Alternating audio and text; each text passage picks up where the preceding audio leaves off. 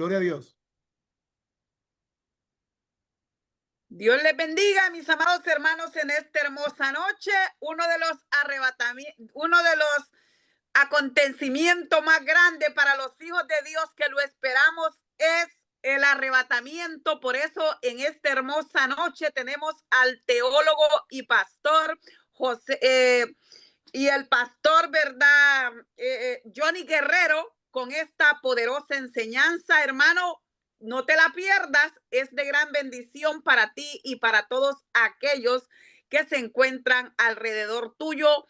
Mis amados hermanos, es muy importante que nosotros como hijos de Dios estemos a la expectativa de la palabra del Señor para que no te engañen, porque en estos tiempos vendrán, ¿verdad?, personas que te van a querer engañar, pero si tú tienes el Espíritu Santo, nadie te va a poder engañar, porque Dios es la verdad y Dios te da la sabiduría y el entendimiento para que tú no puedas caer en las redes de Satanás. Que el Señor lo reprenda.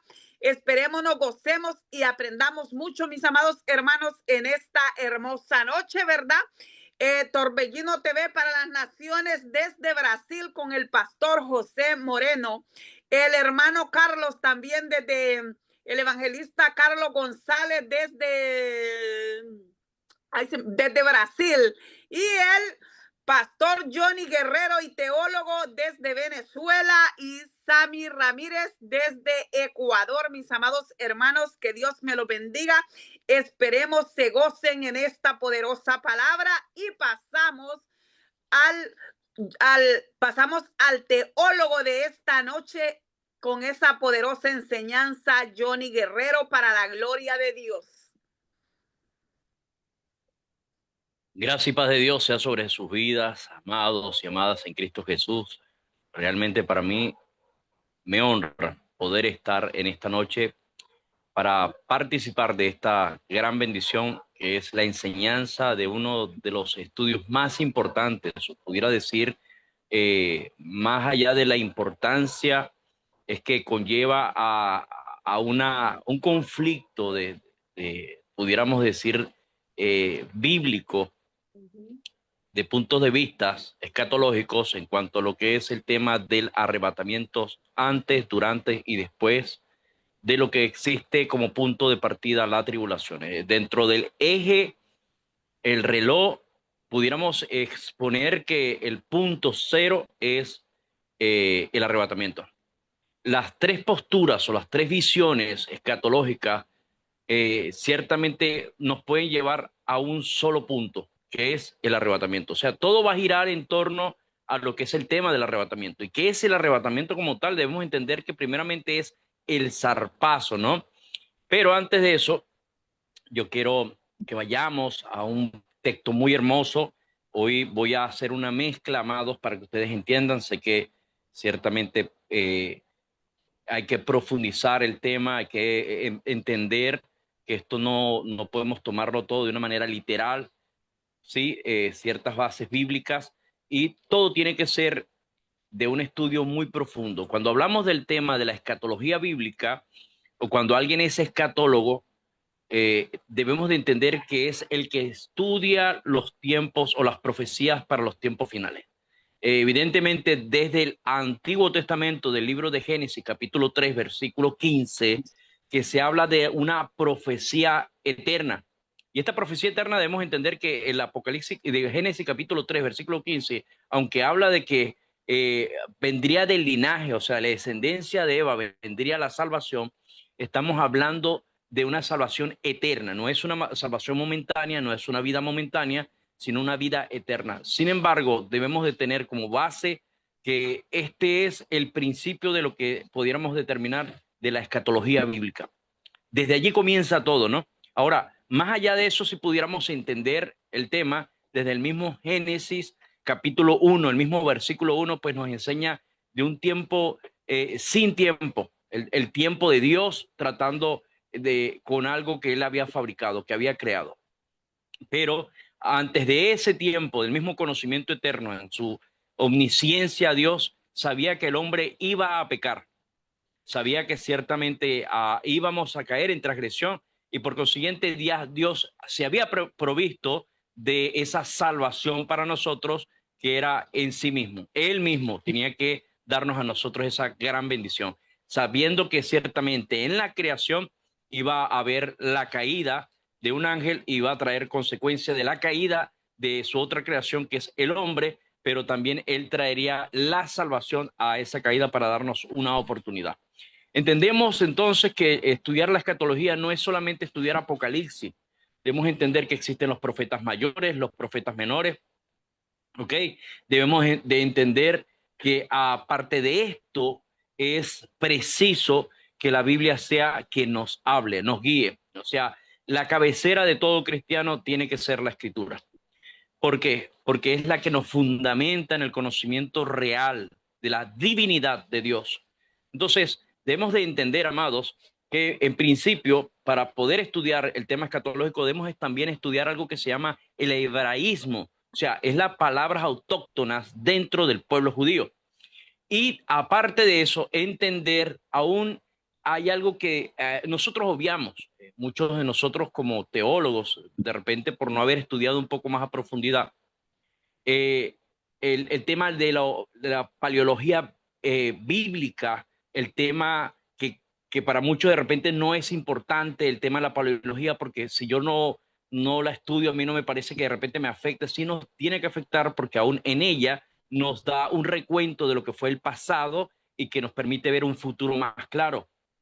Ahora, la filología también, que es el tema del estudio profundo del texto. Cuando nosotros estudiamos entonces estas dos partes, aunado a lo que tiene que ver el exégesis bíblico, vamos a entender muy claro lo que se nos quiso entender, a dar a entender. ¿Por qué? Cuando nosotros entendemos estudio, ya voy a entrar con el versículo base, ¿no? Que vamos a usar esta noche. Cuando nosotros vayamos a entender unos temas tan profundos o tan conflictivos como lo es el tema del arrebatamiento de la iglesia, porque es conflictivo, hay puntos de vista muy por fuera, porque si nosotros entrevistamos a un judío ortodoxo, él nos va a decir a nosotros claramente que el tema de Jesús viniendo no es para arrebatar a una iglesia, ¿sí? El tema es Cristo acabando con los enemigos de Israel, trayendo una prosperidad terrenal, y ese es el punto de partida de los judíos ortodoxos. Cuando nosotros le preguntamos a un judío ortodoxo qué opina del libro de Apocalipsis, nos dice que es un libro apóstata. Los evangelios son libros apóstatas. ¿Por qué? Porque no reconocen la autoridad de Cristo en la iglesia. Entonces, por consiguiente, todo el Nuevo Testamento, aún, cuando hablamos del Nuevo Testamento, ¿no? Que todo el mundo conoce como tal, desde Mateo. Ahora, es entendible cuando hablo esta parte del Nuevo Testamento, Mateo, porque es que la iglesia no nace en Mateo, la iglesia nace en el libro de Hechos. Es el recuento histórico de la iglesia y por consiguiente, estos cuatro evangelios son intertestamentarios. Quiere decir, en la mitad, lo que divide el Antiguo y el Nuevo Testamento, porque Jesucristo, ahí se habla la historia, la realidad de Cristo en el tiempo de él y en el cumplimiento perfecto de lo que tiene que ver tanto las profecías como la ley, entendiendo que existen las leyes ceremoniales y tenían que ser cumplidas con Cristo Jesús. Entonces, al entender esto, debemos de reaccionar a este tema de mucha importancia. Cristo como el que propicia la salvación, Cristo como el que consume la salvación y Cristo como el que se nos revela como Salvador para la eternidad, o sea, el descanso nuestro.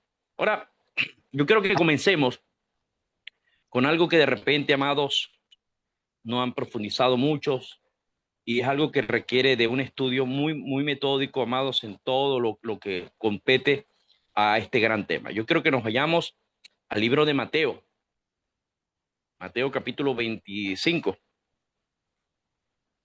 Por el Señor, vámonos al libro de Mateo capítulo 25, versículo 6.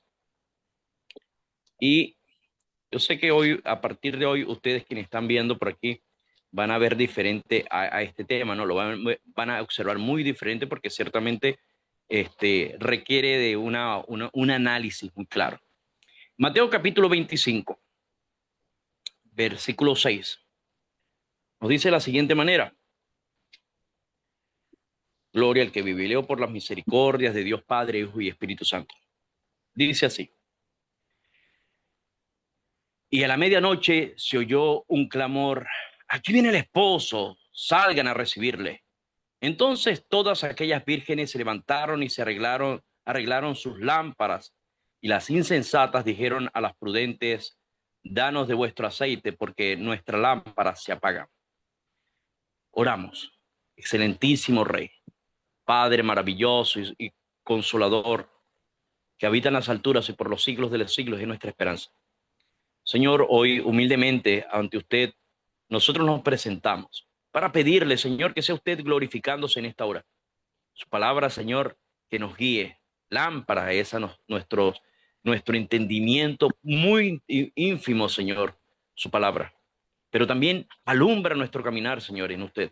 Pido en el nombre poderoso de Cristo Jesús que usted abra, Señor, nuestro entendimiento y que sea hablando usted, Señor, para que todos entendamos. Pido en el nombre poderoso de Cristo que cualquier palabra dispuesta como hombre, Señor, sea usted apartando. Todo el conocimiento, Señor, provisto por parte de usted, sea ampliamente mostrado, Señor. En el nombre poderoso de Cristo, le pido, Señor, que usted bendiga los corazones de quienes están aquí y los que han de ver, Señor, esta enseñanza para los tiempos postreros. En el nombre de Cristo Jesús, la gracia y su bondad sea sobre nosotros. Amén. Bueno, amados, ve cómo comenzamos esto. Y es un punto de partida que muchos analizamos como un llamado a no un hecho literal. Podemos tomarlo como una parábola. De repente hay quienes se lo estudian de esa manera y no le ven la importancia de este gran llamado. Este llamado comienza porque en el Israel antiguo, al entender esto, ellos se comprendieron cuando Cristo comenzó a hablar del tema de las lámparas, el tema de las vírgenes, el tema del grito que se escuchaba, ¿ok? Para la venida de nuestro Señor Jesucristo. Recordamos, amados, que este capítulo de Mateo 25 comienza de la siguiente manera. Entonces el reino de los cielos será semejante a 10 vírgenes que tomando sus lámparas salieron a recibir al esposo. Eso quiere decir, nos está hablando del arrebatamiento. Empezamos por allí, ¿no? Entonces, 5 de ellas fueron prudentes, insensatas, perdón. Y las insensatas, tomando sus lámparas, no tomaron consigo aceite, mas las prudentes tomaron aceite en sus vasijas, juntamente con las lámparas.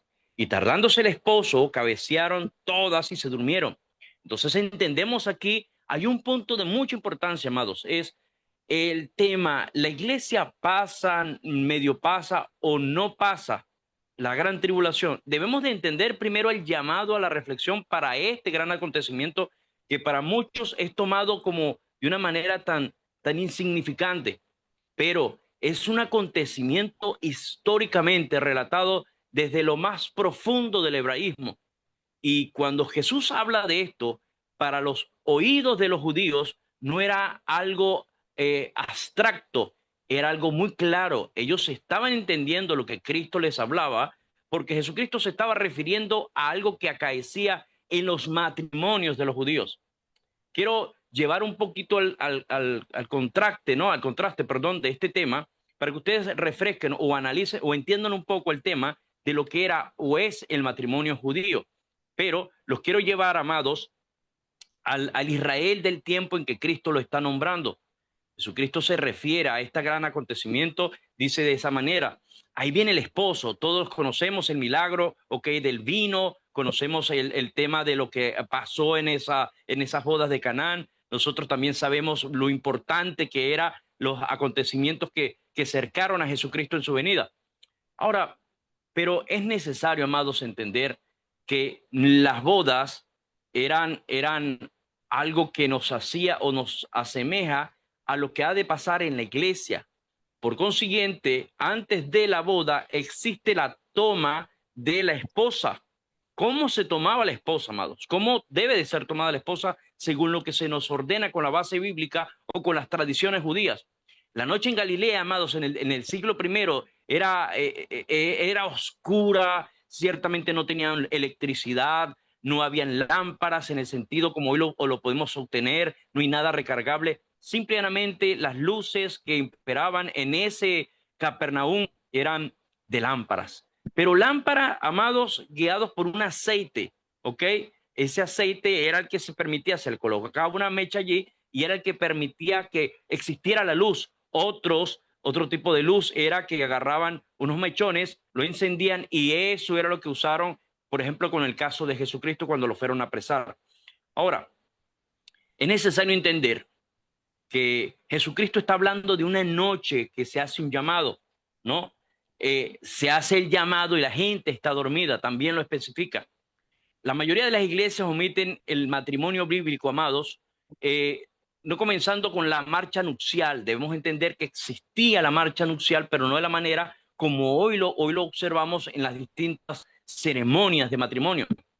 Es necesario entender que debemos de imaginarnos de pronto un sonido seco, agitador, un sonido que ciertamente espeluznante cuando se hacía el llamado. Ahí viene el esposo, que fue con lo que comencé en el versículo 6, dice, y a la medianoche se oyó un clamor, aquí viene el esposo, salgan a recibirle. Es algo entendible para los judíos y no para nosotros, pero debemos de antes de entrar en lleno el tema de lo que es el arrebatamiento, entender este punto para que veamos cómo es que comienza la historia del arrebatamiento de la iglesia. ¿A qué se asemeja? El Señor nos está dando a entender aquí muy claro, primero, que esta información se la está dando netamente a los judíos. Ellos conocían de plano el tema lingüístico. Ahora, entonces, vemos en la parte de que a ellos a la hora del matrimonio comenzaban como un tipo simulacro, un secuestro. Ellos simulaban un secuestro. Entendamos por qué viene el tema del zarpazo, ¿sí? El secuestro de la iglesia, que mucha gente lo toma de esa manera, pero ellos, los judíos también en la iglesia, en el tiempo de la iglesia primitiva, antes de la iglesia primitiva, existía lo que se llamaba un secuestro. O sea, a la hora muy profunda de la noche, ellos no especificaban que ciertamente a qué hora iba a ser, pero quiero que nos imaginemos, amado, un silencio absoluto en el pueblo y de repente se escucha un sonido seco y aterrador de algo que se llama el shofar. El shofar es como especie son unos cuernos, pero que lo usan como si fuera una trompeta y ese sonido se hace o se da cuando se llama al matrimonio. Primeramente entendiendo lo que el zarpazo, lo que es el arrebatamiento de la iglesia, tiene que existir. Entre ellos aparece que ciertamente existen lo que son las fiestas de la trompeta. Esas fiestas de la trompeta hacen el llamado para la fiesta del matrimonio. Es un llamado que nosotros lo vamos a escuchar porque vamos a ver un poquito más adelante que Jesús hace ese toque para que la iglesia sea tomada. Ahora, es necesario entender que ciertamente el shofar quebraba el silencio de la noche y atravesaba las calles el sonido del shofar, pero también aparte del sonido del shofar, decía alguien, ahí viene el esposo. Aquí el versículo 6 nos dice a nosotros que estaban diciendo, ahí viene el esposo. Pero ¿quién hacía este sonido? Debemos entender también que nuestro hermano Juan el Bautista hizo un llamado muy claro en el libro de Juan, capítulo 3, versículo 29. Él habla de que el amigo de la esposa, del esposo, perdón, y entonces cuando vemos a Juan hablando de ese, Juan 3, 29, vamos a acercarnos un momento allí, Juan 3, 29, amados. Dice de la siguiente manera, porque quiero que quedemos claros con lo que son los versículos. 3:29. Ok, gloria al Señor. Dice así. El que tiene la esposa es el esposo, mas el amigo del esposo que está a su lado le oye, se goza grandemente de la voz del esposo. Así pues, este mi gozo es cumplido. Nuestro hermano Juan era ese amigo del esposo. Quiero que entendamos eso. Jesucristo era el esposo, Juan es el amigo del esposo, el llamado que hace Juan es el mismo llamado que hace el amigo del esposo en la fiesta o los matrimonios judíos, que él gritaba, ahí viene el esposo, ese era el trabajo del amigo. Juan, vemos que Juan el Bautista hace el llamado, porque dice voz de que clama en el desierto, tiene que hacer el llamado para que como es, la esposa estuviera preparada a la hora de la llegada del esposo. Entonces, como era el amigo, Jesucristo vemos que nuestro hermano Juan hace el llamado al arrepentimiento, a la conversión, pero a su vez está diciendo, yo simplemente soy el amigo. Ahora, esto mismo debemos de entenderlo que de una manera literal, amados, se estaba pasando con lo que vemos el caso del grito que se hacía diciendo, ahí viene el esposo. Entonces, ¿quién haría este llamado? Bueno, entendemos que para que la iglesia sea tomada tiene que existir ese llamado porque somos la esposa de Cristo. Entonces viene el amigo de quien del esposo a hacer ese llamado. Entendemos que primeramente antes de eso se hace el llamado con el shofar, que es un llamado de las trompetas, la fiesta de las trompetas, ¿ok? Pero para que el ritual fuera legal, amados, y espiritual, la luz era el único factor determinante y sin luz, que es necesario que lo entendamos, no había camino. Entendemos que había una oscuridad muy espesa en todo Israel porque no contaba con el tema de la electricidad como los estoy explicando. Entonces, es necesario entender que ellos usaban las lámparas, pero escúchense bien lo importante, iglesia, de esto, de este acontecimiento, y es que las lámparas las llevaba ¿quién? La mujer, la esposa. Era la que tenía que tener una lamparilla pequeña, ¿ok? No había de repente algo tan estambótico, es algo pequeño, ya vamos a entender un poco el tema, porque esto era lo que aceptaba era 60 mililitros de aceite de oliva puro, ¿sí? Y tenía la mecha. Eso era lo único que podía tener, o sea, la lámpara que nos está hablando aquí el Señor con referente a su llamado a la esposa. Entonces, este aceite no era solo combustible, amados, era la diferencia entre la honra y la vergüenza. Quiero que entendamos eso, ¿no? Hay muchos que de repente dicen era el aceite, tiene que ver con el Espíritu Santo. No, aquí entendemos que tiene que ver con la obediencia al Señor, con no con la sublevación a Dios, no, con la obediencia, la subordinación al Señor antes de ese llamado, ¿ok? Entonces, debemos de entender que esto era, como les hablaba, el hecho de que teníamos que estudiar lo que tenía que ver con los fósiles, que tenía que ver con las vasijas. Entonces, ahí hay que analizar este punto de lo que ellos usaban para el tiempo de lo que eran las bodas. Ahora, no era como les explicaba, era un tema deshonroso el hecho de no tener para la boda el aceite. Si una esposa, amado, si una esposa agarraba ese aceite y lo usaba para otra cosa, cuando llegaba el día de la boda, porque es que no le decían, mira, amados, está el día, es que va a venir el esposo. No, ellas se preparaban. Todos los días estaban vestidas, amadas y amados, para el día de boda. Es necesario entender eso, que para el día de bodas ellas tenían que estar preparadísimas, cosa que cuando existiera el grito no las agarrara desprevenidas. Podían estar dormidas, pero no desprevenidas. Estaban arregladas. Las mujeres tenían que estar arregladas. Como el caso de nosotros, de una manera literal, la iglesia tiene que estar preparada, aunque nosotros estemos durmiendo a esa hora que venga el llamado para el zarpazo, debemos de estar preparados. Entonces, que yo no me puedo preparar porque antes de dormir yo me ahorré, Señor, si en esta noche viene, por favor, llévame. No, a eso no se refiere. Se refiere a un tiempo de obediencia. Se refiere a un tiempo de que nuestra vida sea sucumbida a la voluntad del Señor. A eso refiere este tema de lo que tiene que ver con las lámparas y el aceite. Debemos entender eso no de una manera, de un punto de vista personal, es de un punto de vista, amados, escatológico, pero también histórico, porque eso era la historia, la historicidad de los judíos, de la fiesta judía. Y recordemos que Jesucristo usó mucho, mucho, mucho el tema de lo que ellos conocían, para que no se les hiciera difícil. A nosotros hablar de este tema hoy se hace muy difícil, hay que estudiarlo a profundidad, pero para ellos no. ¿Por qué? Porque ellos conocían lo que Cristo estaba diciendo.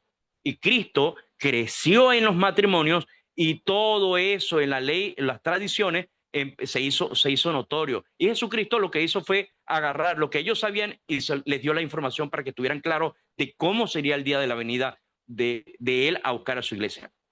Ahora, amados, como les dije, era la diferencia entre la vergüenza o la honra si la mujer tenía el aceite, porque ese aceite tenía que llegar hasta el lugar donde iba a ser la fiesta. Ahora, es necesario, mi hermano, que es el mismo aceite que ungían a los reyes, ¿ok? Era que se usaba el que alimentaba el candelero del templo, y si una joven calculaba mal la resistencia de su mecha, si el novio se retrasaba debido a las negociaciones finales, porque es necesario entender esto, que habían unas negociaciones, ya lo vamos a entender. Si el novio se retrasaba debido a las negociaciones, ¿qué pasaba? La oscuridad devoraría, amados, el tema y destruiría el propósito del matrimonio.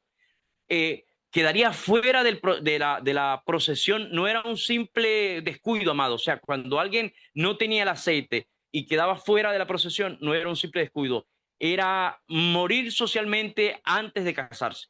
Quiero que entendamos eso, ¿no? El aceite, si no lo tenemos, que es la comunión, la obediencia, morimos, amado, de una manera clara, antes de casarnos, estamos muertos. Y ya vamos a ver un poco, amado, porque le estoy dando un poco de la historia del tema, para que entendamos, amado, lo que primero que no se nos enseña muy claramente. Cuando se habla el tema de esto, de las 10 vírgenes, nombramos que si el Espíritu Santo no está, que si está, y yo le estoy dando un recuento para que usted entienda la verdad literaria, perdón, de este tema. Ahora, Jesús estaba observando, amados, de una manera muy clara lo que estaba pasando en estas fiestas. Él entendía claramente lo que podía acontecer si de repente el novio llegaba a la casa, la mujer no tenía el aceite. Él sabía lo que podía pasar, amados, porque era vergüenza para el esposo. Ojo, ¿no? Era vergüenza para el esposo que esto estuviera pasando.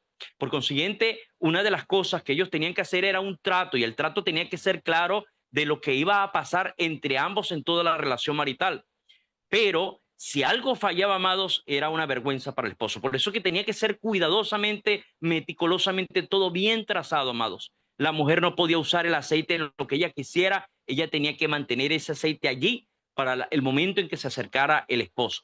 Ahora, debe de entender, amados, entender el pánico de que una mecha que empieza a chispotear porque el combustible se agota. Debemos entender que ciertamente eso llegase a pasar. Las personas posiblemente, bueno, se desmayaban porque sabían cómo la sociedad los iba a ver. Y Jesucristo entonces está dándonos esa información para que entendamos lo meticuloso que debemos de ser a la hora de este tema del gran zarpazo. Porque es que no solamente, amados, estamos hablando del arrebatamiento, estamos hablando del acontecimiento que genera el arrebatamiento, que es y cómo nos ve nosotros el Señor Jesucristo, porque está preparando a la iglesia para que en el tiempo que ciertamente sea tomada, la iglesia vaya con gozo a su lugar del matrimonio. Ahora, Jesús dijo, amados, ¿no? Yo soy la luz del mundo. Juan capítulo 8, versículo 12. Él es la luz del mundo. No hablaba de una metáfora, amado, abstracta, debemos entender eso. Él hablaba de la supervivencia física en medio de la noche de bodas. Él estaba hablando de una manera clara y se refería a él, yo soy la luz. O sea, en medio de la oscuridad, en medio de las bodas, que ciertamente tiene que existir la luz para que todo lo armonice, yo soy la luz del mundo. Qué bello es entender, amados, de esta manera como el Señor nos los enseña. Ahora, pero ¿por qué tanto misterio, amados? Debemos entender por qué tanto misterio. ¿Por qué el novio elegiría la medianoche para aparecer? ¿Por qué, amados? Bueno, no era un simple capricho, amados. Era una prueba de vigilancia, iglesia. Escúchese bien. Era una prueba de vigilancia. El mensaje era claro. Si me amas, estarás despierta cuando yo llegue. Ahora, imaginemos, amados, al novio llegando a la puerta, golpeando con fuerza 3 veces, que era la lógica. El sonido resuena como un martillo sobre un yunque, amado, dándole y dándole, empieza a sonar de una manera estrepitosa. Ahora, la novia es levantada de su litera o de su lecho, gloria al Señor, y rodeada de fuego y cánticos, que eso era lo que primeramente pasaba, que rompían el toque de queda de la aldea. Recordemos, amados, que había una hora donde ellos tenían que encerrarse, no podían salir, pero el toque de queda era roto con el sonido de esta gran bendición que era la fiesta, una boda. Ahora, la procesión avanzaba, mi hermano, hacia un destino que Jesucristo nos lo dice a nosotros muy claramente, ¿no? Sin embargo, detrás de este espectáculo de luces y sombras, hay un documento oculto, amados, que debemos de entender para la iglesia. Eso se llama un papiro, que pesa más que el oro, debemos entenderlo para este tipo de circunstancias, y que define el destino de cada mujer en lo que era Israel, ¿sí? Este papiro tenía un peso de mucha importancia, un contrato que incluso el justo José tuvo en sus manos cuando ciertamente supo que María estaba encinta. ¿Qué decía o qué dice exactamente ese contrato? Es un contrato secreto, ¿ok? porque el hombre del siglo primero estaba obligado, amados, legalmente a proveer no solamente de pan, gloria al Señor, no solamente de eso, sino de joyas y de protección, incluso después de su propia muerte. Esto era el contrato de sangre, amados, o tiene por nombre, para que usted entienda, la Ketubash, un pacto de protección que estaba a punto de cambiar para siempre el curso de la historia de esas mujeres. Y ese pacto de Ketubash es el mismo que se hace con nosotros para darnos salvación. Ahora, mientras las antorchas, amados, iluminaban el camino hacia la casa del padre, ¿ok?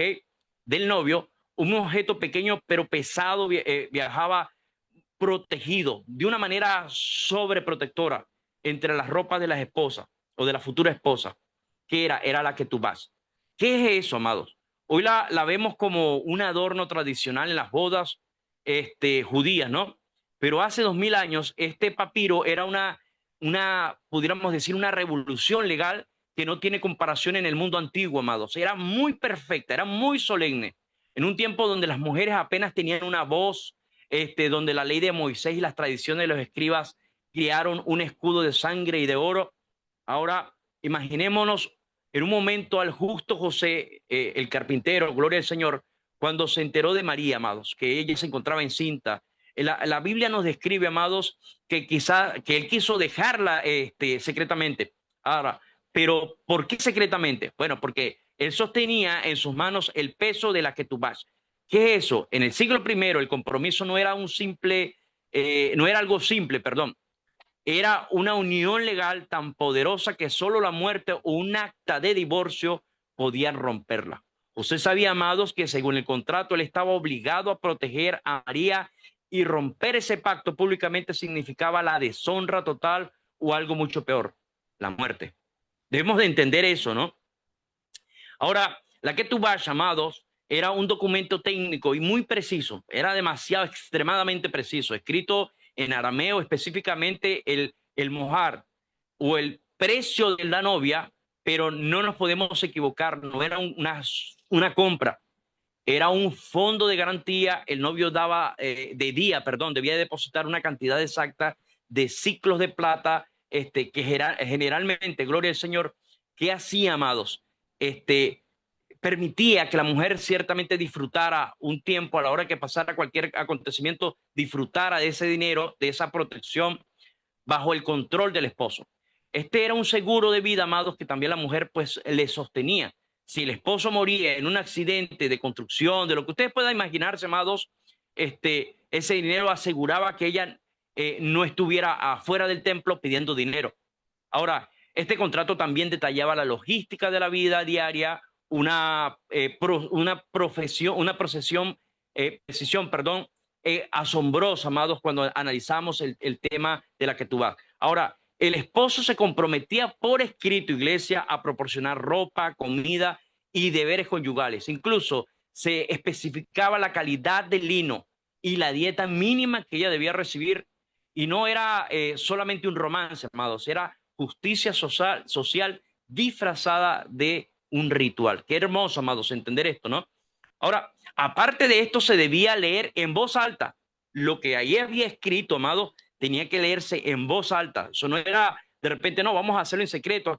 No, no, tenía que hacerse en voz alta. El pueblo tenía que enterarse de lo que él iba a proporcionar. Gloria al Señor. Ahora, nuestro Señor en el tiempo de la tierra creció viendo estos contratos. Él sabía que un pacto no se basaba en palabras lanzadas al viento, sino en un compromiso que costaba, perdón, sangre y plata, amados. Por eso, cuando Jesús hablaba del nuevo pacto en la última cena, debemos de entender antes que hubo varios pactos. En Génesis capítulo 3, versículo 15, nos habla de un pacto muy claro. Era que ciertamente el Señor traería la salvación por medio de nuestro Mesías.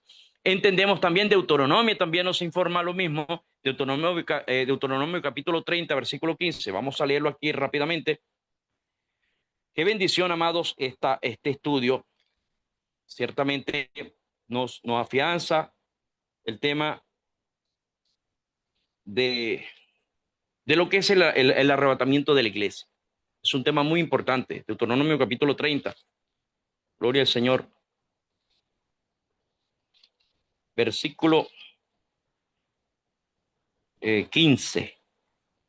Dice así: mira, yo he puesto delante de ti hoy la vida y el bien. Escúchese bien, la muerte y el mal. Porque yo te mandé hoy que ames al Señor tu Dios, que andes en sus caminos y guardes sus mandamientos, sus estatutos y decretos, para que vivas y seas multiplicado, y el Señor tu Dios te bendiga en la tierra a la cual entras para tomar posesión de ella. Mas si tu corazón se aparta y no oyeres y dejaras extraviar y te inclinaras a dioses ajenos y les sirvieras, yo os propuesto hoy que de cierto perecerán, no prolongaréis vuestros días sobre la tierra, ni vais pasando el Jordán para entrar en posesión de ella. A los cielos y la tierra llamo por testigos hoy contra ustedes, que los he puesto delante de la vida y la muerte, y la bendición y la maldición. Escoge la vida para que vivas y tú y tu descendencia. Qué bendición, amados, este pacto que el Señor está haciendo. Y vemos el primer pacto en Génesis 3, 15 al 17. El segundo, Deuteronomio capítulo 3, versículo 15 al versículo 20. Ahora, hay una promesa en Jeremías, amados. En Jeremías capítulo 31, versículo 31. Vamos aquí. Por el Señor. Jeremías capítulo 31, versículo 31. Dice así. Aleluya. Ok, ya lo tengo. Dice: he aquí, vienen días, dice el Señor, en los cuales haré nuevo pacto con la casa de Israel y con la casa de Judá. Gloria al Señor. Pero también dice el 35, gloria al Señor, así ha dicho el Señor, que da el sol para luz el día y las leyes la luna, y de las estrellas para luz de noche, que parte el mar y braman sus ondas, el Señor de los ejércitos es su nombre. Qué bendición el pacto que el Señor está haciendo aquí. Ahora, bien, amados, vemos y existe un nuevo pacto, y ese nuevo pacto, Jesucristo habla de ese nuevo pacto. En Lucas capítulo 22 nos habla el Señor de un nuevo pacto. Qué hermoso verlo, el cumplimiento de todo esto. Y hablo de todo esto, amados, porque esto nos genera a nosotros la intención del Señor de arrebatar la iglesia. ¿Por qué nos va a arrebatar? ¿Qué es el punto de partida? ¿Por qué Dios nos tiene que arrebatar? Está obligado a hacerlo. ¿Hay alguna ley que legitime o le ordena al Señor que tiene que hacerlo? Bueno, Jesucristo está cumpliendo la ley. Jesucristo está cumpliendo todo el proceso de la cual estaba escrito. O sea, la profecía tenía que ser cumplida en Cristo Jesús. En Lucas capítulo 22, versículo 14, dice de la siguiente manera, amado. Gloria al Señor. 22:14. Dice: cuando era la hora, se sentó a la mesa y con los apóstoles y le dijo: cuánto he deseado comer con ustedes este pan. Gloria al Señor. Esta Pascua esta Pascua antes que padezca, porque os digo que no la comeré más hasta que se cumpla en el reino de Dios. Y habiendo tomado la copa, dio gracias y tomó y dijo: tomen esto y repártanlo entre ustedes, porque les digo que no beberé más del fruto de la vida hasta que el reino de los cielos de Dios venga. Y tomó el pan y dio gracias y lo partió y les dio diciendo: este es mi cuerpo que por vosotros es dado, haced esto en memoria de mí. De la manera después hubo cenado, tomó la copa y diciendo: este es el nuevo pacto. ¿Vieron? Este es el nuevo pacto. Jesucristo diciendo: este es el nuevo. Qué bendición, amados. Un nuevo pacto que él hacía con nosotros. ¿Ok? Entonces, sus discípulos entendieron perfectamente el lenguaje cuando Jesucristo hablaba de esto. Él estaba afirmando una ketubá. Él estaba hablando de ese pacto que se hacía con las esposas. Eso es lo que estaba Jesucristo firmando ese día, mostrando esa ketubá. Recuerden que les dije, había un contrato que se firmaba, un contrato que ciertamente valía mucho. Entonces Jesucristo aquí está exponiendo el contrato con la iglesia, que le está diciendo: coman, beban, y este es el nuevo pacto. Ellos sabían cuál era el pacto que existía, cuáles eran los otros pactos que existían, pero también estaban claros de que Jesucristo estaba tratando a los apóstoles allí como la novia. Qué bendición, amados. Y que lo hace de una manera abierta. Eso es una bendición grande. Ahora, debemos de entender, iglesia, ¿no? Jesucristo dice: estoy pagando el precio de mi vida por este contrato. el vino que bebió con ellos no era solo una bebida de despedida, era el vino que sellaba el compromiso de un novio que está dispuesto a irse para preparar lugar, pero que deja su palabra empeñada en un contrato indestructible. O sea, amados, que al usted y yo analizar esta parte de que Jesucristo estaba hablando del vino, era único, único y hermoso, amados, entender que ellos estaban entendiendo lo que Cristo estaba haciendo como el esposo. Para ellos esto no estaba fuera de orden. Para ellos era prácticamente como una luz abriéndose de una manera más clara, como que usted tiene un bombillo que de repente está dando 20 voltios y de repente aparece uno que da 2000 de voltios. Bueno, eso estaba pasando. Jesucristo le estaba hablando la luz, le estaba mostrando con tanta amplitud lo que era realmente el novio para venir a buscar a su esposa o su novia. Ahora, incluso, amados, los profetas, como Isaías en capítulo 54, versículo 10, Isaías 54, 10, dice así, gloria al Señor, porque los montes se moverán y los collados temblarán, pero no se apartará de ti mi misericordia, ni el pacto de mi paz se quebrantará, dice el Señor, el que tiene misericordia de ti. Qué bello, qué hermosa palabra. Ahora, Jeremías, vemos el caso de que Jeremías usó esta imagen, amados. El contrato del matrimonio era una metáfora favorita para el Señor, para describir su relación con Israel, para describir su relación con la iglesia. Ahora, qué bendición cuando un pacto que no se rompe, que el Señor lo promete, o sea, no lo voy a romper, lo voy a mantener, aunque el otro falle, ciertamente el otro pacto que ciertamente tenía con los mandamientos, el que condenaba a la gente que ciertamente quería o quiere seguir viviendo en ello, este nuevo pacto iba a traer una salvación para la iglesia a través de ese zarpazo que el Señor piensa hacer con nosotros. Ahora, pero aquí hay un detalle que la arqueología ha sacado a la luz, amados, y eso se lo dije un principio, y muy pocos conocen esto. Para la que tú vas fuera, para que tú vas, perdón, fuera válida, amados, tenía que estar ante el Sanedrín. Para que esto fuera, este pacto tuviera validez, tenía que estar ante el Sanedrín. Ahora, debía haber testigos que confirmaran que el novio era capaz de sostener el banquete, amados, de 7 días. No era un banquete de un día, era un banquete de 7 días. Si la fiesta fallaba, el contrato podía ser cuestionado. O sea, si algo fallaba dentro de esa bendición que era el matrimonio, el contrato iba a ser cuestionado. Qué bendición cuando vemos a Jesucristo, amados, diciendo que él no quería tomar lo que le estaban dando. Qué bello. Jesucristo estaba rechazando todo, absolutamente todo, para que el contrato no se rompiera por ningún lado.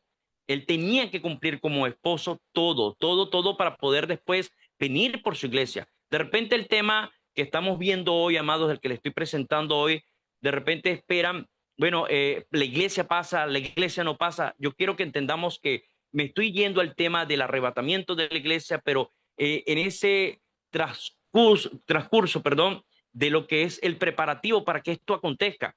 No podemos, amados, esperar un arrebatamiento sin que nosotros entendamos esto que está pasando. No podemos aspirar a un arrebatamiento sin conocer por qué nosotros decimos que vamos a ser tomados. Porque es que es muy fácil, amado, determinar de repente, ver los puntos de partida, por ejemplo, a buscar el Apocalipsis capítulo 3, versículo 10, ciertamente entendemos que, bueno, si ha sido fiel, o sea, toda esta gran bendición porque ha soportado las pruebas y las bendiciones que ciertamente han de venir, yo te apartaré de la ira que ha de venir sobre los moradores de la tierra, es un punto de vista que dice, Dios va a apartar a su iglesia de la ira. Pero ¿la ira de quién? ¿De Dios o del diablo? Porque es que Pedro dice de esto, y también nuestro hermano Juan habla de que Satanás enviará a su ira buscando a la iglesia, ¿no? Pablo nos dice a nosotros claramente, y ahí es donde hay un punto de partida diferencial de antes o durante o después, porque Pablo dice nosotros lo que hayamos quedado, ciertamente en un abrir y cerrar de ojos seremos tomados. Entonces Pablo está hablando de que hay un grupo que queda. ¿De qué queda?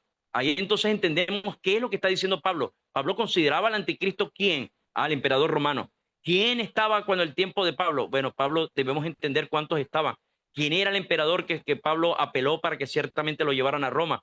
Entonces ahí entendemos cuando Pablo escribe la carta a a Tesalónica en sus dos cartas, ¿el a quién se refiere? Se está refiriendo al anticristo como un hombre que nosotros lo vemos hoy por hoy, que pudiéramos decir como mucho en mucho análisis, no quiero dar un nombre como tal, pero hay un análisis que se está dando o estamos dando un análisis de un hombre que pudiera entrar entre el prototipo del anticristo. Ahora, ¿por qué no lo doy, amados? Porque es que yo trato de cuidarme. Yo trato de cuidarme de dar un nombre, porque entonces de repente se peló, no es ese. Entonces, ese es mi punto de vista en el análisis teológico y escatológico que debemos de analizarlo. Pero hay unas cosas que se están viendo ahorita en la palestra y hermoso, hermoso, amados, cuando empezamos a analizar el tratado de Abraham. Se firmó un tratado de Abraham hermosísimo, que de repente, bueno, pero es una locura que el pastor diga esto en cuanto a ese tratado, si eso es lo que trae supuestamente una paz y de repente va a ser rota, está bien, pero tiene base bíblica. Y yo tengo que alegrarme que la base bíblica se esté cumpliendo porque quiere decir que Cristo es la verdad absoluta. Y digan lo que digan, Cristo es la verdad. Y todo lo que salió de él es lo que él es, la verdad. No hay para dónde agarrar. Entonces tiene que cumplirse todo, amado. Y eso nos tiene que alegrar. Que apareció el anticristo, Jesucristo lo dijo. Quiere decir, es nuestro Salvador. No hay duda, absolutamente duda. No existe ninguna duda. Los científicos se pelan. Los científicos dicen que, bueno, que Saturno tiene esto. De repente murió ese científico, salió otro y dice, no, ahora tiene esto. Entonces, la ciencia es inexacta, pero Cristo y su palabra es exacta. Y eso es una gran bendición que yo creo que usted día a día pues lo albergue al estudiar y profundizar la palabra. Por eso es que tenemos que estudiar profundo, ¿no? Ahora, siguiendo aquí el tema, amados, no apartándonos, porque ciertamente es lo mismo, pero he querido hoy dar un matiz de mucha importancia en cuanto a lo que es el llamado, porque es que, como les digo, estamos esperando la venida de Cristo. Ahora, pero es que yo le pregunto a la iglesia, ¿usted está esperando a Cristo de verdad? ¿O usted está haciendo como esa mujer insensata que creen que porque están vestidas de boda, porque se acostaron con la vestimenta y de repente porque viene el grito del amigo del esposo, usted va a ir? No, porque cuando usted se despierte, puede estar vestida, puede estar peinada, puede estar como sea. Pero el problema es, si no había una comunión con el Señor, usted se queda. Si no había una comunión con el Señor, puede decir lo que usted quiera, usted se queda, porque Él no está advirtiendo la hora de su venida. Vemos que aquí Jesucristo está haciendo algo muy claro, muy literal que ellos conocían. No se le decía, mira, tal día te voy a buscar, no, porque estaba el contrato. El tema era de resistencia. Si esa mujer, cuando llegara el esposo a llamar a la puerta, esa mujer no estaba lista, se acababa el contrato, amado. Eso era vergonzoso para el esposo, muy vergonzoso. Entonces, ahí comenzamos a ver una cuestión hermosísima, amados, que la iglesia tiene que estar pendiente especialmente. ¿Será que Cristo nos va a arrebatar antes? ¿Será que nos va a arrebatar cuando aparezca el anticristo? ¿Será que nos arrebata después que pasó la gran tribulación? Por cualquiera de las tres debemos entender que debemos estar preparados.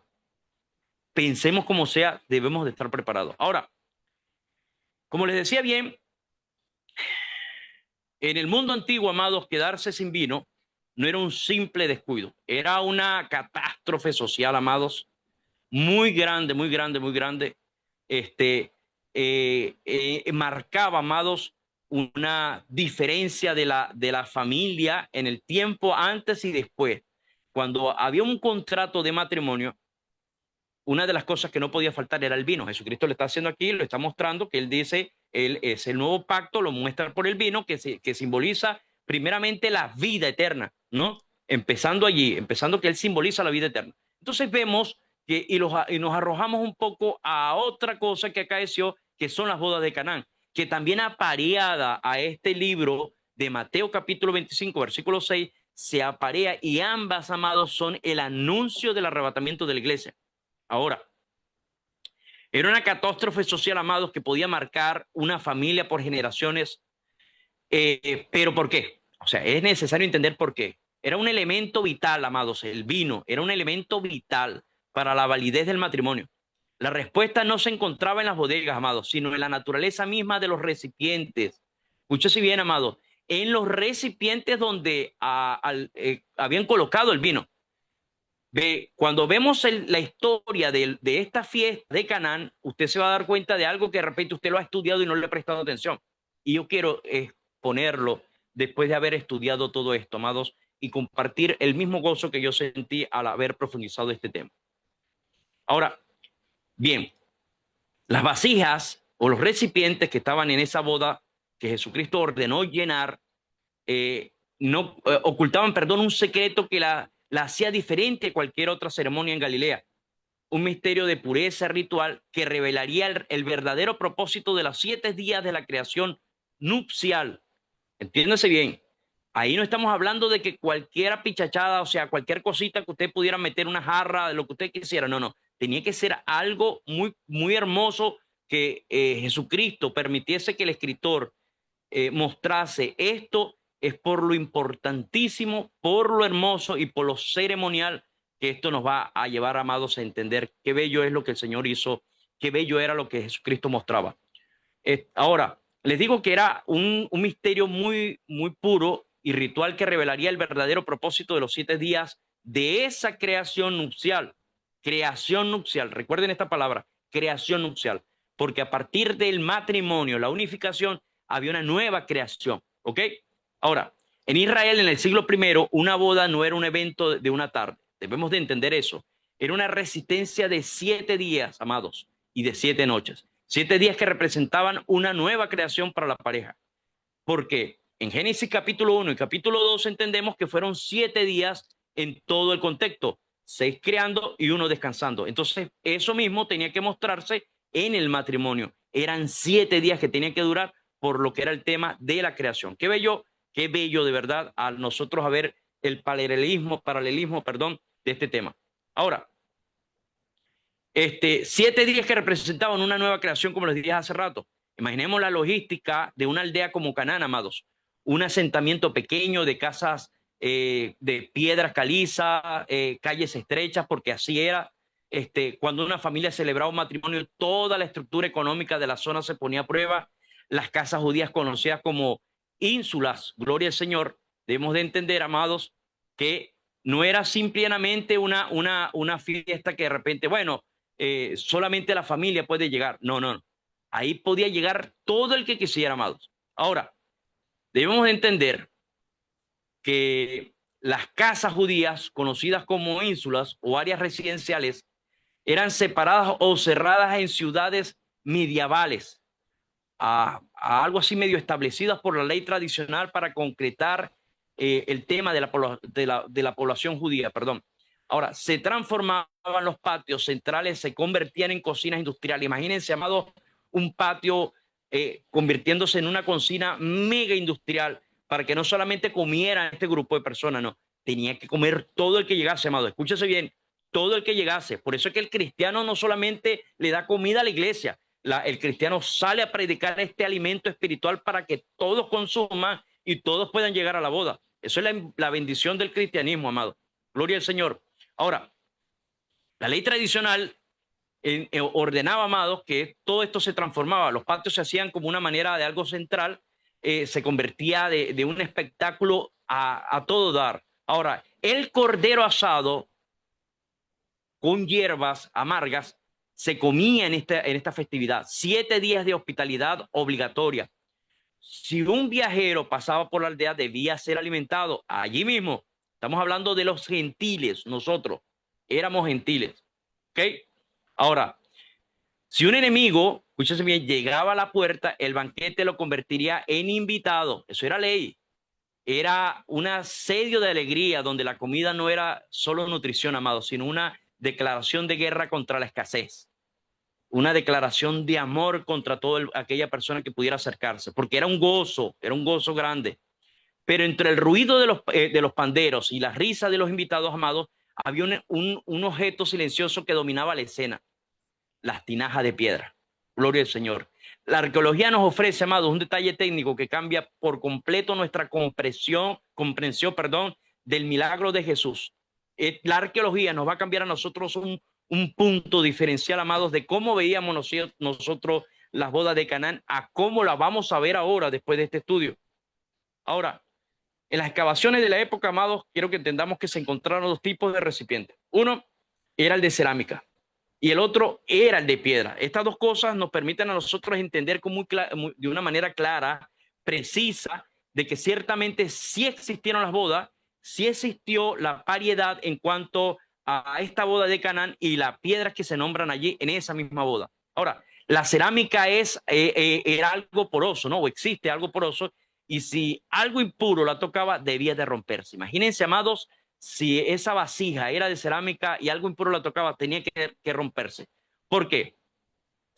Porque ciertamente contaminaba el matrimonio. Ahora, pero la piedra, amados, qué bendición, la piedra era inmune a la impureza ritual. Según la ley levítica, en Cana había 6 tinajas de piedras de tipo calal. Estas no eran jarras de mesa, amados. Quiero que entiendan eso. Eran recipientes masivos, tallados de un solo bloque de roca, en una capacidad entre 80 y 120 litros cada uno. Eran objetos pesados, fríos al tacto. Qué bendición, amados, extremadamente costosos.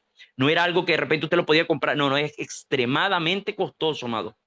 Ahora, yo quiero que entendamos, amados, que si hay algo que quiero que usted, al hablarle del tema de las tinajas donde se encontraba, era el significado que había en ellas. ¿Dónde podía uno ubicar este tipo de tinajas? ¿En qué otra parte de Israel se podían ubicar que nos pudiera decir a nosotros, sí, sí era importante este tipo de tinajas?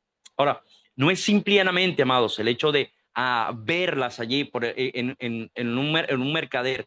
No, era cómo era, porque el tema de la piedra, amados, era el trabajo que llevaba, que tenía que hacer el artesano para que esto saliera excelentemente bien, y todo el esfuerzo sobrehumano que tenía que dedicar cada hombre que tenía que hacer, el artesano como tal. Ahora, su sola presencia, amados, indicaba que esta familia seguía las estrictas normas de pureza.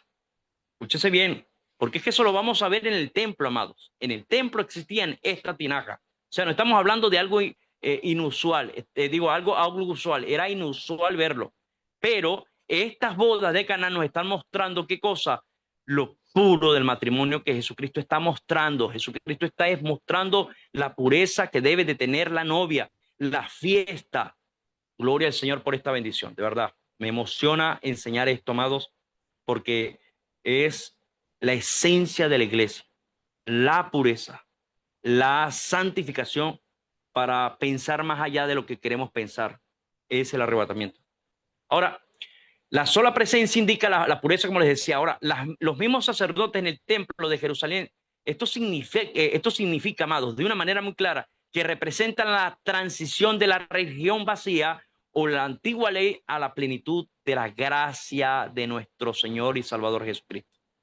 Esa ley, amados, allí de ver las tinajas allí de piedra, es ver la transición de algo inmundo, algo que ciertamente no hacía el efecto que tenía que hacer por la eternidad. Ahora vemos a Jesucristo como el que lo puede hacer perfecto y eterno. Qué bendición, amados. Ahora, al ser de piedra, en lugar de barro, indicaba que el agua permanecía pura para el ritual, amados. Jesucristo mandó a echar agua ahí, ¿ok? Puro. El agua permanecía pura. Cuando Jesús ordena que la llenen hasta el borde, está pidiendo, amados, que movilicen casi 700 litros de agua para que tengamos una idea más o menos de cuánto era. Ese es el equivalente a 900 botellas de vino en la actualidad. Imagínense, amados, lo que Jesucristo está proporcionando. 900 litros de vino en ese momento. La fiesta estaba no finalizando, estaba en su apogeo. Pero había algo importantísimo, amados, que usted y yo tenemos que entender en cuanto a esta fiesta que nos unifica el tema del arrebatamiento. Ahora, no era un suministro para una cena pequeña, amados. Debemos eso entenderlo. Era una provisión divina para terminar la semana con una abundancia que rayaba en lo escandaloso. Imagínense que eso iba a retumbar, amados, en el tiempo de que esta boda había sido exorbitantemente cara y habían colocado lo mejor de lo mejor, lo habían colocado en el último. Lo último, está hablando de Cristo, amado. Qué bendición. Ahora, era necesario, es necesario esta razón para que el maestre Sala se quedara atónito. ¿Por qué? Por la cantidad de vino que aparece. El maestre Sala, amados, era el encargado de la fiesta, el encargadísimo. Y es su trabajo, un trabajo que de repente usted y yo no lo estamos entendiendo. ¿Quién asemeja al maestresala? Al Espíritu Santo. Qué bello, amados, entender que el Espíritu Santo se preocupa para que nosotros seamos llenos de esa presencia, nosotros crezcamos en el conocimiento, porque ese es su trabajo, guiarnos a la verdad, eh, tratar de quitarnos esa impureza que nosotros tenemos en nuestra mente. O sea, son tantas cosas, amados, que ver el maestresala es un simbolismo del Espíritu Santo. Ahora, qué bello, amados, de verdad. Bien, ahora, debemos de entender primero el punto de lo que es ser el maestresala en cuanto a este punto de el asombro que él tenía. No era simplemente, bueno, porque es que me parece que tengo que estar asombrado, ¿no? Porque es que el trabajo de él era mantener la fiesta, mantener todo y que todo saliera a la perfección.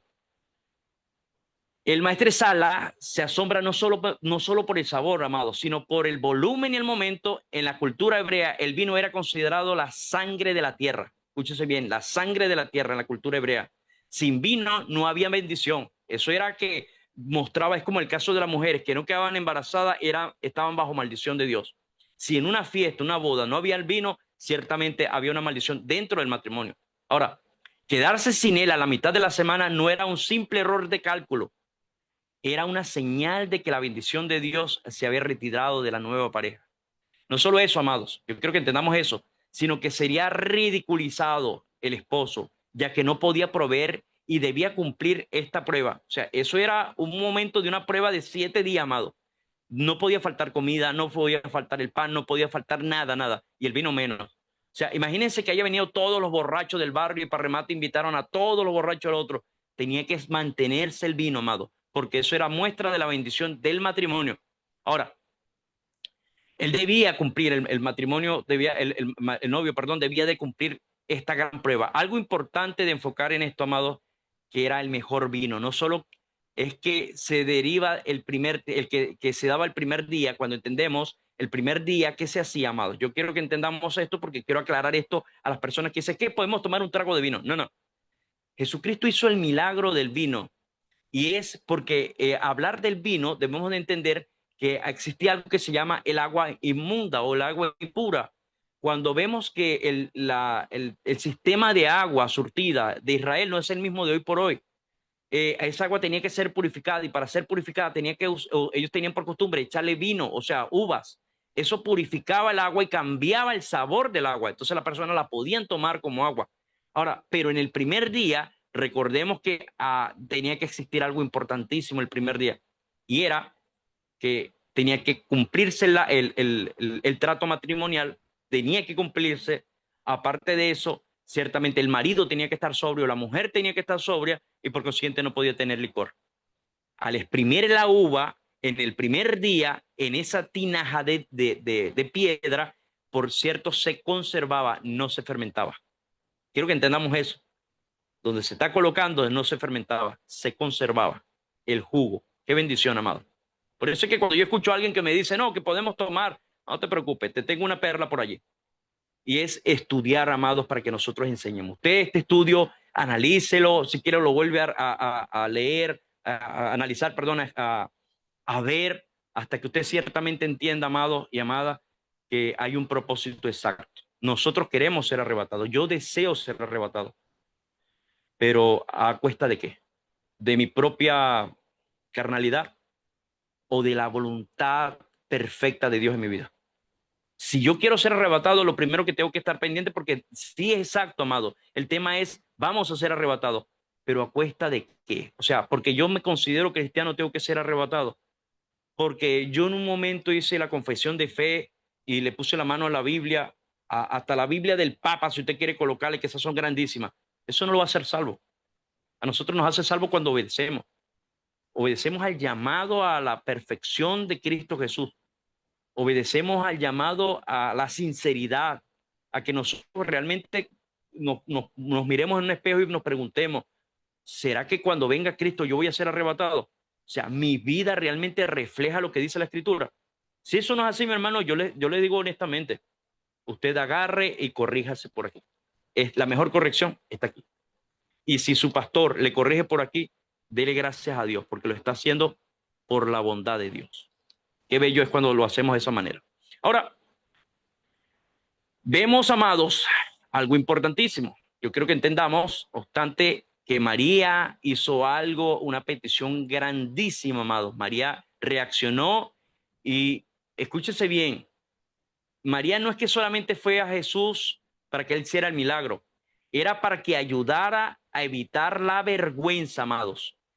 Jesucristo ayudara a evitar la vergüenza que traía a esta familia, el solo hecho que se habían quedado sin vino. María fue para allá. Uno, y lo digo yo, amados, de haber estudiado todo esto, María tenía que ser familia del que se estaba casando. Tenía que ser familia. ¿Por qué? Porque fue invitado no solamente María, fue invitado Jesús y sus hermanos. Por consiguiente, cuando ella va y le dice, mira, se acabó el vino, ella lo está haciendo. ¿Por qué? Porque posiblemente su familiar iba a quedar en vergüenza. Y ella está tratando de proteger eso. Ahora, la respuesta de Jesucristo no es vacilante. Él habla algo concreto porque él está diciendo, todavía no es la hora.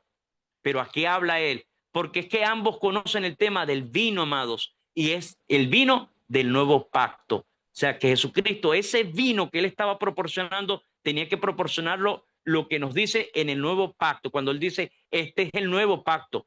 Ese era el vino que Jesucristo le estaba diciendo a María y nos dice a todos. Lo que estudiamos mal, estudiamos ese tema. ¿Ok? Ahora, es evidente, es necesario entender que era, una naturaleza, era algo natural, mezclado entre agua y vino, como les explicaba, ya que el agua era muy sucia y eso permitía que ciertamente le trajera pureza el vino, amados. Ahora, el milagro de Jesús no solo fue una transformación del agua, amados, fue salvar el honor legal de una familia y validar su contrato de matrimonio ante toda la comunidad existente. Ahora, el milagro, Jesús ya llena las tinajas hasta el borde, amados, demostrando que su gracia sobreabundaba en esa casa para ese matrimonio. Ahora, los apóstoles, muchos de ellos pescadores acostumbrados a medir su ganancia por el peso de la red, amado. Ahora, miraron esas tinajas con asombro. Eso es lo más seguro, iglesia. Vieron que Jesús llenó, en medio de la escasez, llenó esas tinajas con esa grande provisión. Ahora, pero es necesario, mientras que el banquete rugía en el patio exterior, entendamos eso, bajo el sol implacable de Galilea, había un lugar al que nadie podía entrar. Escúchese bien esto, amados. Nadie podía entrar a ese lugar.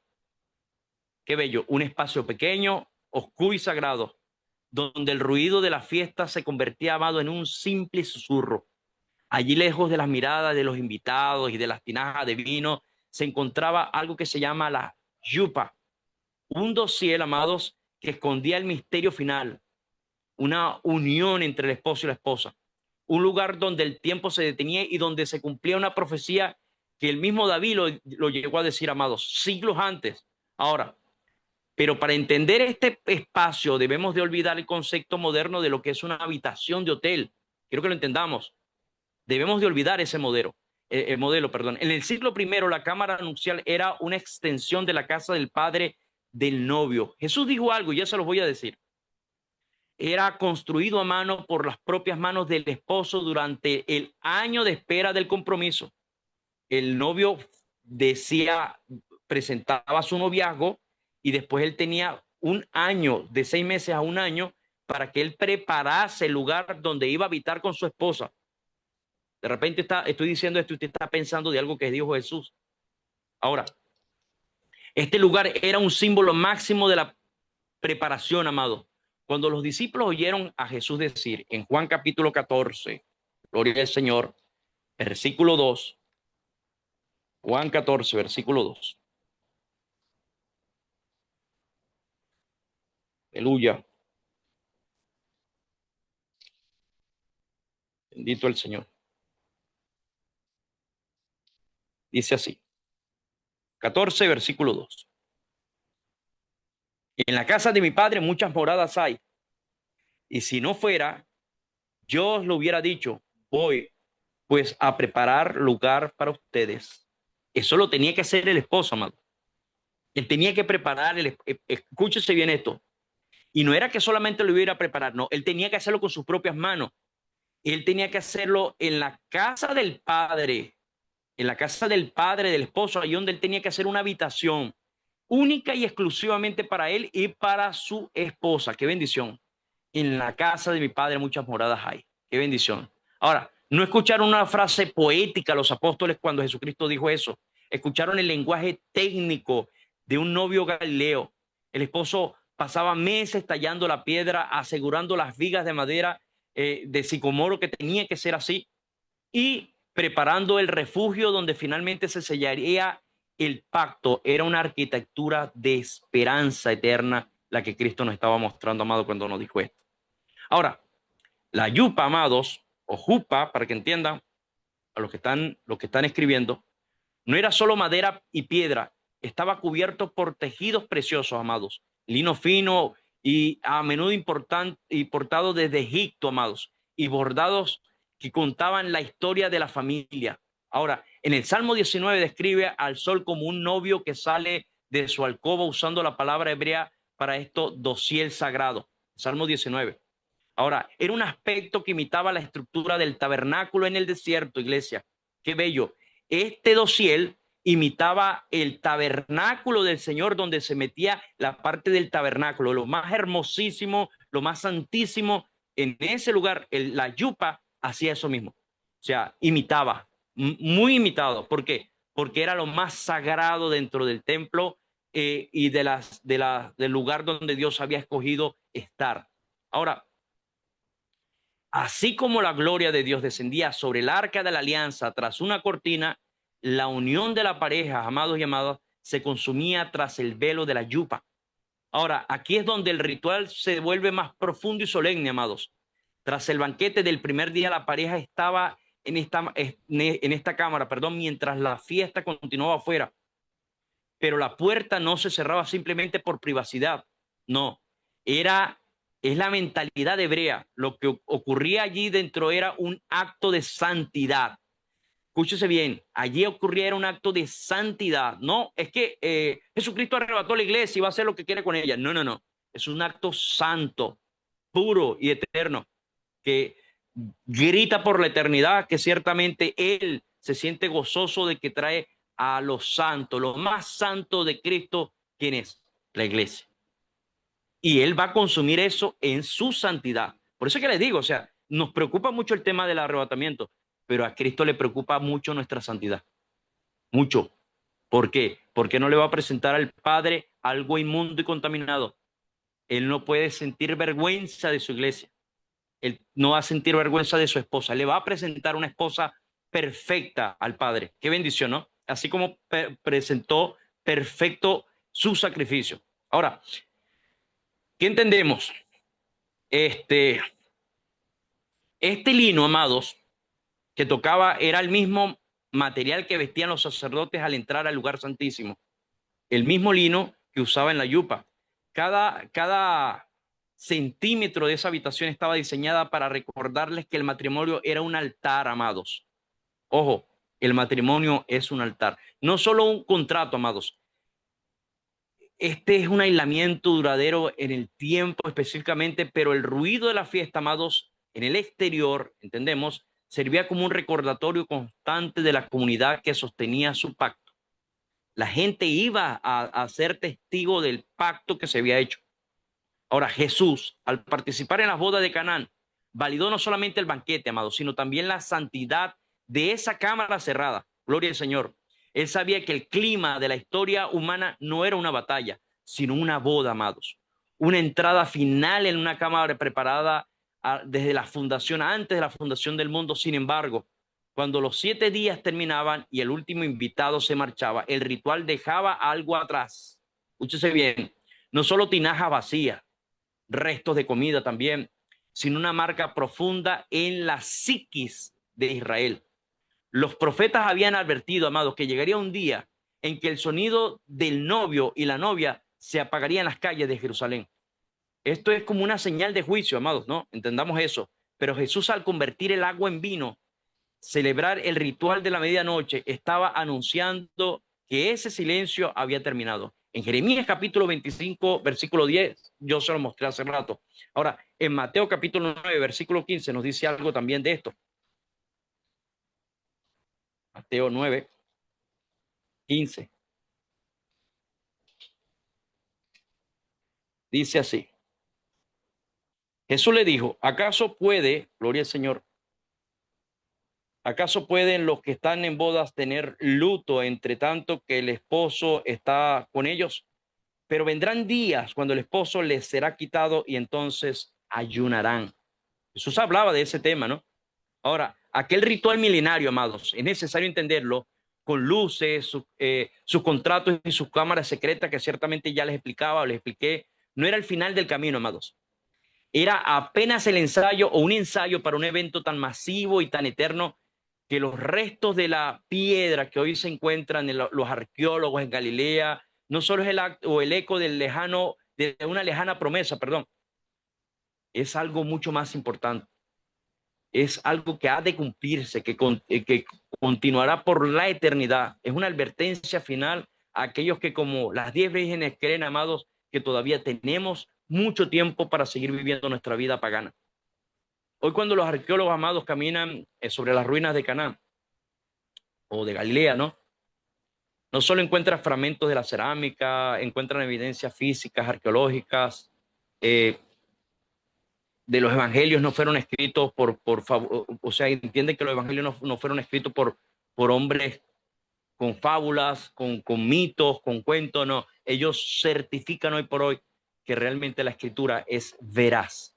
Ellos están haciendo eso. Ahora, no solamente son testigos, amados, de esto, sino que son prácticamente jueces ante quienes conocemos estas verdades de esa próxima venida de nuestro Señor Jesucristo y no las queremos aceptar. Ahora, las pesadas tinajas, de piedra caliza que aún emergen en la tierra nos cuentan, amados, una historia de obediencia, de pureza que sobrevivió al pasado de los imperios. Es necesario entender que hoy al conseguir esto, esa pureza ha sobrevivido por tantos años, pero el verdadero legado del matrimonio hebreo no queda enterrado en el polvo, ¿no?, sino grabado en el último libro de la Biblia, el ritual de la medianoche, iglesia. Ese ritual de la medianoche, los 7 días de banquete y el contrato de la que tuvo fueron las herramientas que utilizó para explicar el destino de la humanidad. Apocalipsis capítulo 19, versículo 7. Vayamos allí. Apocalipsis 19, versículo 7.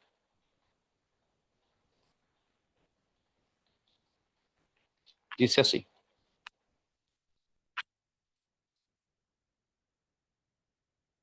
Gocémonos y alegrémonos y démosle gloria porque ha llegado las bodas del Cordero y su esposa se ha preparado.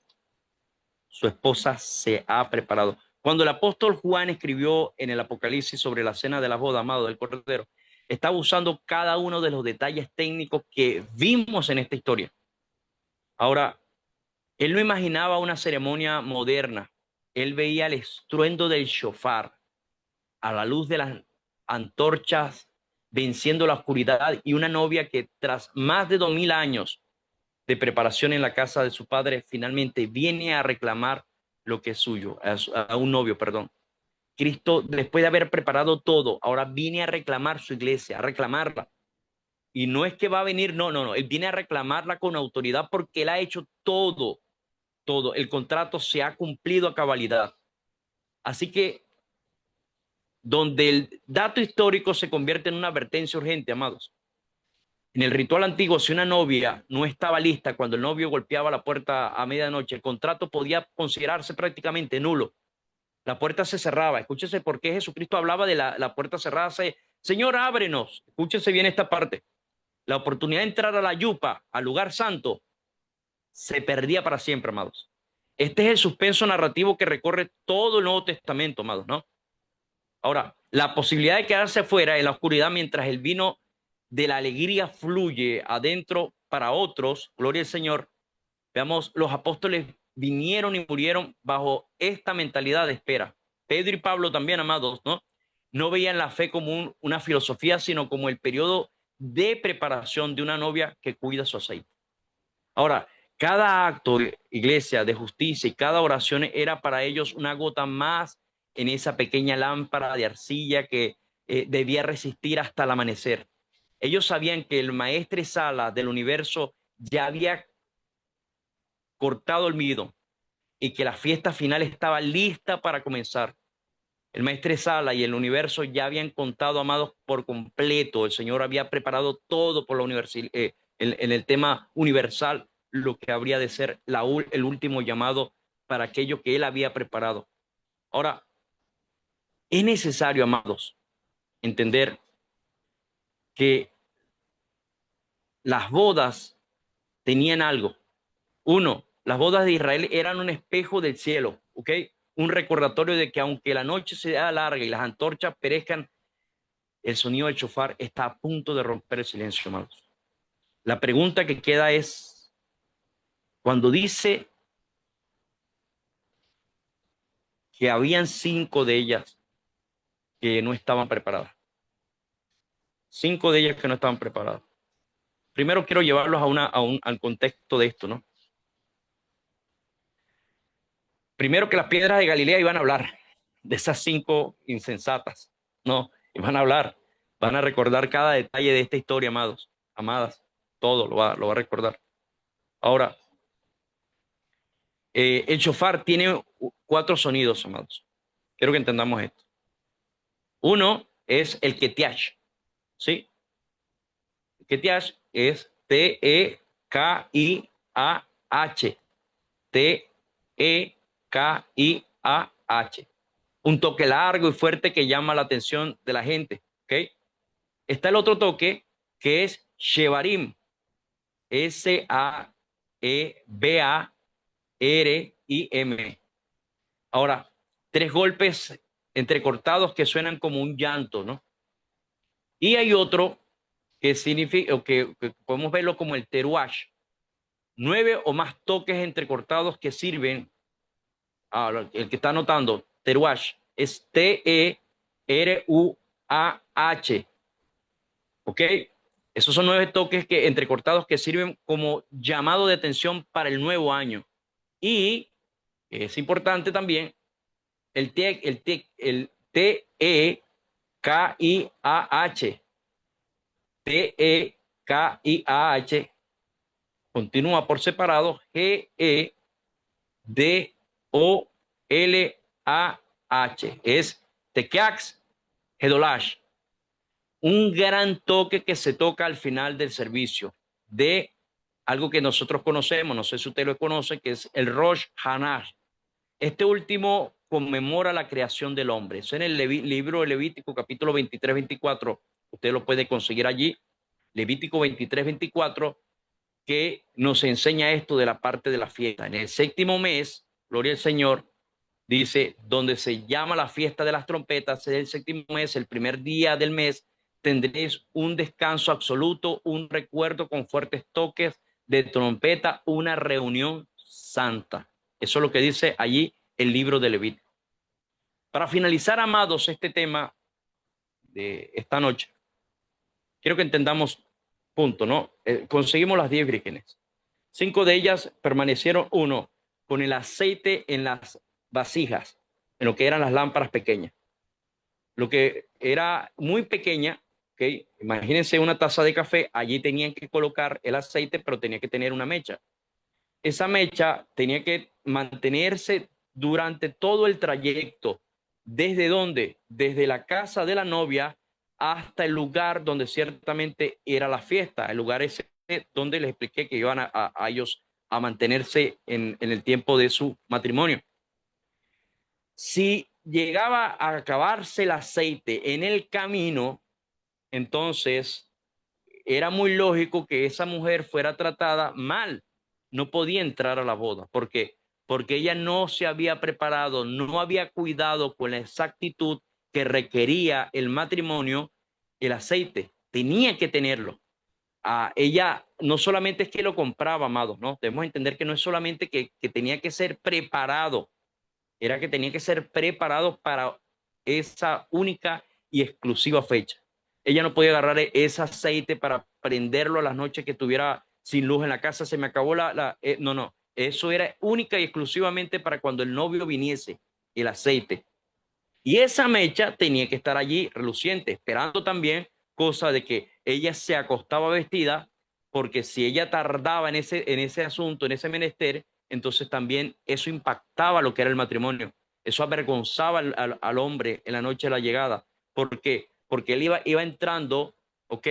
Con lo que les explicaba antes, que se usaba en el lugar santo, él entraba, ellos cubrían, bajaban ¿cómo es? Las cortinas, se metían tanto el esposo como la futura esposa allí, y allí con ello era que caminaba hasta el lugar donde se iba a proceder para la boda. Esta tiendita era metida, introducida donde, ahí mismo donde ciertamente iban a tener la noche de boda. Ahora, ¿qué quiero que entendamos, amado, en cuanto a este estudio? Estas fiestas, ¿no? De las trompetas, que también se unifican con el llamado a la iglesia, lo que les explicaba hace rato con el tema de la fiesta de las trompetas, que son 7 fiestas que 7 trompetas que suenan. El libro de Mateo, capítulo 24, nos habla a nosotros claramente de que al final sonaría una trompeta, y esa trompeta es la que hace el llamado a la iglesia, ¿no? Que es la fiesta del shofar, la fiesta de la trompeta, pues. Si nosotros entendemos este punto, no nos va a preocupar, amados, si Cristo va a venir a buscar a su iglesia antes que aparezca el anticristo. No nos va a preocupar si el anticristo apareció y bueno, ya rompió el tratado de paz. No nos va a preocupar que ciertamente nos empezaron a cortar la cabeza por ser cristianos. No nos va a preocupar. ¿Saben por qué? Porque en cualquiera de las tres nosotros estamos preparados y a decir lo que dijo nuestro hermano Pablo. Para mí el vivir es Cristo y el morir es ganancia. Pero única y exclusivamente nos tenemos que preparar, amados, como lo dice la Escritura. Yo sé que a partir de hoy usted va a ver diferente, primero las bodas de Caná, segundo las 10 vírgenes, y lo más importante, su salvación. Bueno, amados, Dios les bendiga.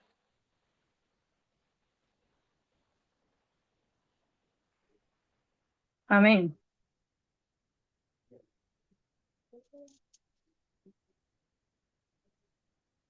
Aleluya. Muy buenas noches, amados amigos y amados hermanos, en esta hermosa noche. Poderosa palabra que Dios ha traído de parte de Dios a través de nuestro amado teólogo y pastor Johnny Guerrero de nuestro amado país, Venezuela. Amén. Más bendiciones, mi amado pastor. Dios te continúe bendiciendo y dándote más sabiduría, así como le dio a Salomón, para poder liderizar a su pueblo y poder llevar esta palabra profética de escatología del fin de los tiempos. Amén. Dios bendiga grandemente esta poderosa palabra, amado amigo, amado hermano, si ha sido de bendición para ti. Yo te invito en esta hermosa noche a que dejes tus comentarios, tus peticiones, tus preguntas, las estaremos respondiendo de parte de Dios. Amén. Dios bendiga grandemente a nuestra hermana Analia desde Estados Unidos. Más bendiciones, Analia, más bendiciones en el nombre del Señor. Amén. Amén. Más bendiciones, amén. Más bendiciones, mi amada pastora Sanmi Ramírez, pastora desde el Ecuador, amén. Más bendiciones. Y Dios bendiga grandemente a nuestro amado maestro evangelista Carlos González desde Rondonia. Carlito, Dios abençoe, amén. Y Dios bendiga grandemente a nuestra amada directora de la noche del Torbellino TV, nuestra hermana Elizabeth Ramos, del programa Aviva el Fuego que hay en ti desde New Hampshire, amén. Dios bendiga a nuestra amada directora y Dios bendiga a cada televidente de las diferentes partes del mundo que ha podido apreciar con nosotros esta poderosa clase, amén, pidiéndole al Señor de que haya sido de gran bendición y de mucho aprendizaje para todos nosotros, amén. Y Dios bendiga grandemente, bueno, a las personas que podrán ver a lo largo de los años este video. Los invito a suscribirse con nosotros por YouTube en nuestro canal, a buscar Escuela Escatológica Torbellino TV. Escuela Escatológica Torbellino TV, donde usted podrá apreciar todos estos materiales de parte de Dios, de nuestro equipo de teólogos, pastores y maestros del mundo, amén, que Dios ha unido para poderle traer a ustedes esta poderosa clase totalmente gratuita, donde muchos de nosotros hemos pasado años pues estudiando teología, escatología, seminarios, y de verdad que son costosos, hay que pagarlos.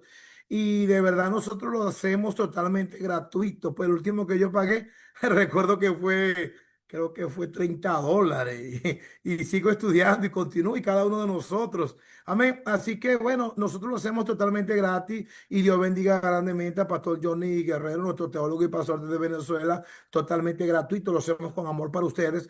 También a nuestro teólogo y pastor Martín Pereira, nuestro teólogo y pastor desde Paraguay, Andelmo Zamora, nuestro amado reverendo de la América también, Fernando Fuentes, y nuestro presidente del programa teólogo y pastor, José Salazar, amén, y cada uno de los maestros que forman parte de este hermoso equipo. Muchas gracias, mis amados hermanos, muchas gracias, mi amado pastor, gracias a todos mis amados hermanos, amén. La venida de Cristo está cerca, amén, poderosa palabra. Dios bendiga a nuestro amado pastor, así que le habló claramente al pastor de parte de Dios. Vamos a mantenernos velando allí como estas vírgenes prudentes porque la venida de Cristo está cerca. Primera de Tesalonicenses 4, versículo 16. El Señor mismo con voz de mando, con voz de arcángel, con voz de trompeta de Dios, descenderá del cielo, pero los muertos en Cristo resucitarán primero, amén, en la primera resurrección. Y los que habremos quedado seremos transformados en nuestros cuerpos mortales a inmortales y volaremos juntamente con Él en los aires.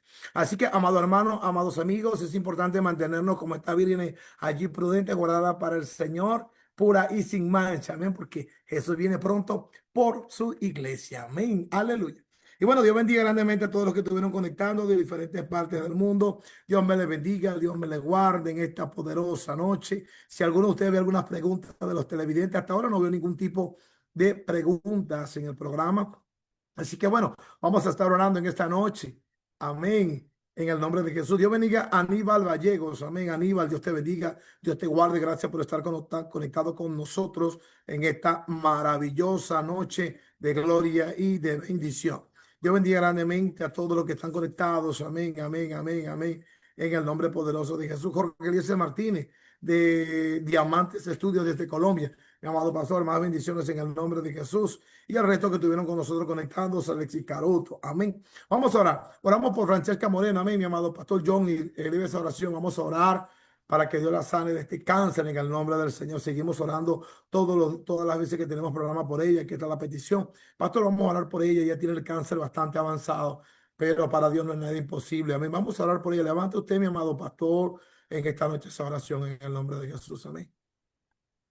Soberano Dios de gloria y misericordia. Padre que nos ama, Amén. que nos ve, que ciertamente es perfecto en todos. Humildemente nos presentamos ante usted, Dios, no para exigirle, sino para suplicarle, Señor. Que sea usted, Dios, propicio a esta súplica. Que así como nuestro Señor y Salvador Jesucristo le dijo a usted, se haga su voluntad y no la nuestra, así nosotros pedimos, Dios, siempre su voluntad. Pero suplicamos, Dios, en su benevolencia, Señor, que sea usted glorificándose sobre ella. Si es su voluntad, Dios, pedimos en el nombre de Cristo Jesús que sea librándola, Dios, de este cáncer.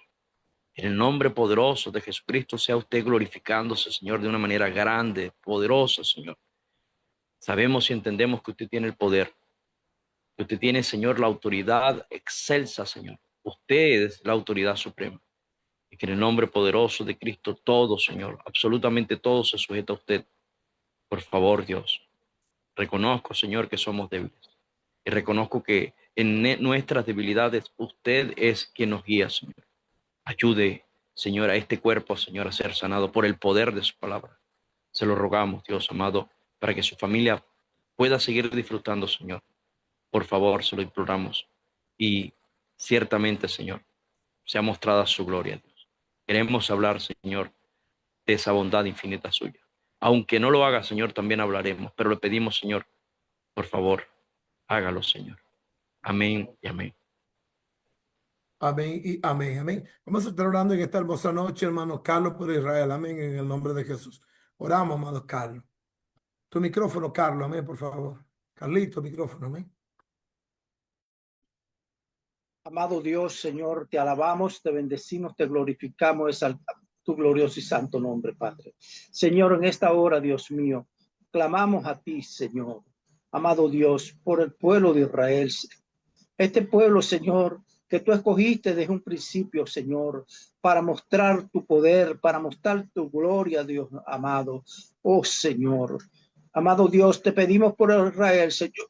que cuides de Israel, Padre Santo, Dios de la gloria. Amado Dios, en estos tiempos de guerra que está atravesando Israel, Señor, te pido, Dios de la gloria, amado Dios, que pelees la batalla por Israel, Señor, que cuides de la niña de tus ojos, Señor amado, Dios de la gloria. En el nombre poderoso de Jesús, bendice Israel, Señor. Cuida de Israel, amado Dios. En el nombre de Jesús, bendice la familia, los matrimonios, Señor, cada joven, cada adolescente, cada anciano en Israel, cada persona, Señor, en Israel, sea bendecida, amado Dios. Bendice, Señor, sus entradas, sus salidas, sus graneros, sus cosechas, sus plantíos, sus mares, Señor. Sea bendito, Dios mío, la tierra de Israel, en el nombre poderoso de Jesús de Nazareno, Señor. Gracias te doy, amado Dios. Amén y amén. Amén. Y a mí vamos a estar orando en esta maravillosa noche por nuestra amada nación Venezuela. Amén. En el nombre poderoso de Jesús. Vamos a orar todos en el nombre del Señor. Padre, amado Dios, en esta Amado, maravillosa y majestuosa noche gloriosa, te pedimos por nuestra amada nación de Venezuela, Padre, que tomes el dominio, el control de ella. Ve toda la situación que está atravesando nuestro país, Padre amado. Te pedimos que tomes el dominio y el control conforme a tu poderosa palabra, que dice, si se humillare mi pueblo sobre el cual mi nombre es invocado, llorar y buscar en mi y se convierte de su camino, yo iré desde los cielos, perdonaré su pecado y sanaré su tierra. Padre amado, oramos conforme a tu palabra en esta maravillosa noche, Padre, para que tomes el dominio y el control de nuestra nación, tocando el corazón, Dios amado, a los líderes que usted ha colocado allí en Venezuela, Dios amado, para que se arrepientan y se conviertan. Y cada uno de los corazones de cada uno de nosotros, los venezolanos que estamos dentro de nuestra nación y los que estamos fuera también en las diferentes partes del mundo, Padre amado, para que nos arrepintamos, nos convirtamos, Padre amado, y que esta palabra, Padre amado, recorra el mundo, Dios de la gloria, Padre eterno, para entender de que tu venida está pronta, cerca para venir, Dios amado, bendiciendo grandemente a nuestra nación. Abre la puerta para que haya inversión, Dios amado, para que entren todos estos inversionistas de las diferentes partes del mundo, Dios de la gloria. Padre amado, encárgate de nuestra economía, de la agricultura, de la pesca, de gran y poderosa manera. Venezuela es nuestro hermano, Dios de la gloria, Señor. Amén y amén, amén. Vamos a pedirle a nuestra hermana Elizabeth que ore por nuestro amado teólogo y pastor John Lee Guerrero por esta poderosa palabra. Vamos a orar por nuestro pastor, amén, en esta noche para que Dios lo siga sanando, fortaleciendo y lo siga llenando de sabiduría. Amén. Vamos a orar por él en esta noche. Levante su oración, Elisa, en el nombre del Señor. Amén. Aleluya. Padre poderoso, te pedimos, Señor, que seas tú tu mano poderosa sobre tus siervos, Señor, que los siga ungiendo más y más, Padre, que le des más sabiduría. Amado Dios, clamamos a ti por el hermano John Guerrero, Señor. Te pedimos, Padre, Señor, hogar, Padre poderoso, bendice su iglesia, Padre, y llénalo de tu Espíritu Santo cada día más y más, Padre poderoso. Pon un cerco y un vallado sobre él, mi Dios eterno del cielo. Padre, guárdalo bajo tus alas, mi Dios eterno, a él y a nosotros, Padre poderoso, que no le falte nada, que seas cumpliendo, Señor. Tú conoces, Señor, las necesidades de cada uno de nosotros, Señor. Bendícelo grandemente, Padre Santo. Creemos en ti, Señor, en que tú dijiste que estarías con nosotros todos los días de nuestra vida, y nosotros lo creemos, mi Dios eterno, y reconocemos, Señor, que tú eres el Dios todopoderoso, que nos guarda, que nos cuida de todo mal y de todo peligro. Te lo pedimos en el nombre poderoso de Jesús. Amén y amén. Aleluya. Amén, amén. Bueno, Dios te bendiga, Dios te guarde. En paz me acostaré, así mismo dormiré, porque solo tú me haces vivir confiado. Y en esa paz nos acostamos en esta noche, porque el ángel de Jehová acampa alrededor de los que le temen y defiende. Así está acampando en esta maravillosa noche a tu lado y te dice: no temas, porque estoy contigo, y no desmayes, porque soy tu Dios que te esfuerzo. Siempre te ayudaré y siempre te sustentaré con la diestra de mi justicia. Dios te bendiga y Dios te guarde. Amén. Aleluya. Más bendiciones a todos. Hasta la próxima. Amén. Amén. Deus abençoe. Paz. Amém. Deus abençoe. Aleluia.